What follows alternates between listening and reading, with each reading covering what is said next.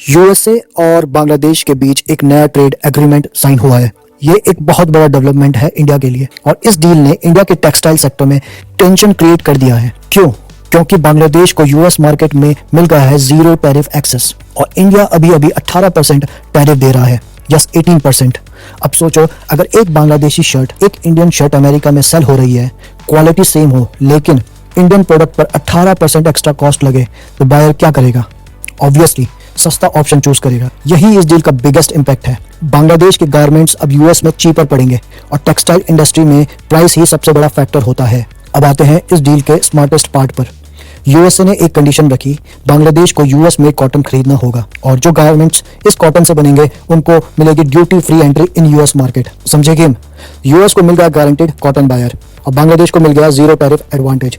दोनों का फायदा, विन विन सिचुएशन। ये एक स्ट्रेटेजिक नेगोशिएशन है। अब इंडिया की पोजीशन देखते हैं। इंडिया की पॉपुलेशन बांग्लादेश से बहुत ही ज़्यादा है।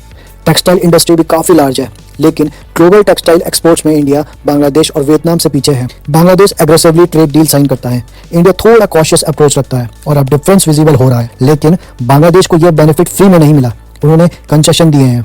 वो $3.5 बिलियन के यूएस एग्रीकल्चर प्रोडक्ट्स खरीदेगा, 15 साल में $15 बिलियन के यूएस एनर्जी प्रोडक्ट खरीदेगा, free cross border data transfer allow करेगा और यूएस टेलीकॉम और ऑटो कंपनीज को मार्केट एक्सेस देगा। बेसिकली उन्होंने अपना मार्केट ओपन किया। इंडिया ने हिस्टोरिकली ऐसे स्टेप लेने में हेजिटेशन दिखाया है। डील अनाउंस होते ही इंडियन टेक्सटाइल स्टॉक लगभग 5% गिर गए।